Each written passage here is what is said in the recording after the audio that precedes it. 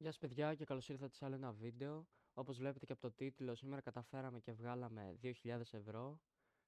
Πήραμε ένα πολύ καλό trade. Ακολουθήσαμε full τους κανόνες μας, ότι έχουμε τη στρατηγική μας, τη ψυχολογία μας. Και από ό,τι φαίνεται, όταν τα κάνεις όλα αυτά, το market σε ανταμείβει. Σε αντίθεση με τις προηγούμενες φορές που είχα θετήσει κάποιους κανόνες, έπαιρνα μέτρια trades, δεν είχα τα πλήρης confluences, δηλαδή την επιβεβαίωση που ψάχνω. Και αυτό, ας ελπίσουμε ότι και στο μέλλον θα σταματήσω να θετώ κάποιους κανόνες μου, αλλά πιστεύω είμαστε σε καλό δρόμο. Πάμε τώρα να δούμε τι είδα και πήρα αυτό το trade. Αρχικά στο μονόωρο time frame, στις 4.30 που ανοίγει το market, στο Nasdaq, είδαμε πως με το που άνοιξε το market η τιμή έπεσε full, έκανε liquidity sweep και αυτά τα lows και έπεσε κι άλλο και πήρε και αυτά τα lows.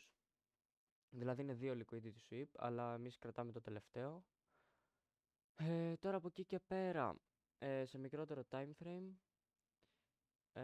αυτό που έψαχνα ήταν confirmation, δηλαδή επιβεβαίωση, στο 5 λεπτό time frame και είδαμε ότι με το που άνοιξε το market 4.30 άρχισε να αντιστρέφεται η τιμή και να μας δίνει σημάδια ότι αντιστρέφεται.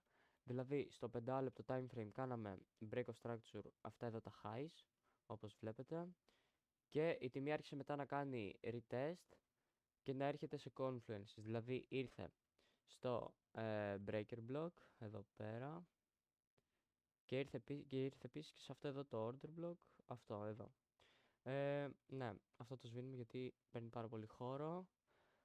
Τώρα από εκεί και πέρα, όσοι ξέρετε τι είναι το macro, είναι από παρά 10 μέχρι και 10 και είναι ιδανική ώρα, ας πούμε, να κάνεις trade, γιατί υπάρχει πιο πολύ volatility, υπάρχει πιο πολύ. Γενικά οι κινήσεις εκεί γίνονται, αλλά ναι, εγώ πήρα το trade 2-3 λεπτά πριν, επειδή είδα τα confluences μου να γίνονται. Δηλαδή είδα αυτό εδώ το fair value gap να γίνεται disrespect, με αποτέλεσμα να μου λέει το market ξεκάθαρα να μου το λέει best. Και επίσης κάναμε και break of structure, αυτά εδώ τα highs σε μικρότερο time frame. Ναι, να το σβήσουμε αυτό γιατί μαζεύουμε πολλές γραμμές.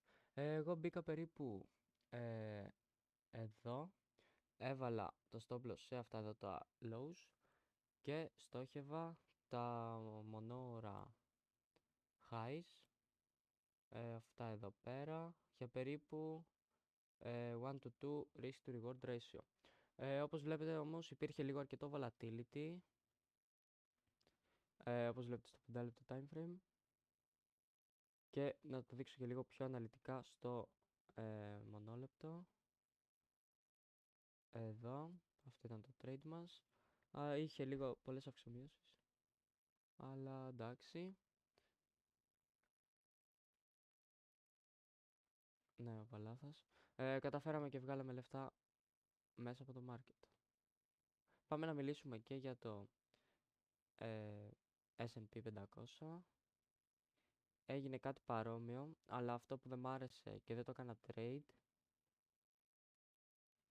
ήταν ότι μισό, πάμε να σας δείξω λίγο. Ήταν ότι ότι στο μονόωρο όταν άνοιξε η τιμή δεν κάναμε liquidity sweep. Αυτά εδώ τα lows, τα Asian Session lows. Και η τιμή ήρθε οριακά με αποτέλεσμα να μην μου δίνει το confirmation που ψάχνω.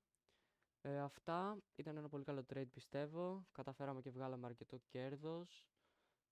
Ε, Αυτό δηλαδή, όταν ακολουθείς τη ψυχολογία, τους κανόνες σου, δεν αθετείς, δεν λες θα πάρω αυτό το μέτριο trade και υπάρχουν λιγότερες πιθανότητες να το κερδίσεις. Αυτά είναι καλό να μην γίνονται γιατί οδηγούν σε απώλειες. Και αυτό. Τα λέμε σε επόμενο βίντεο. Γεια σας.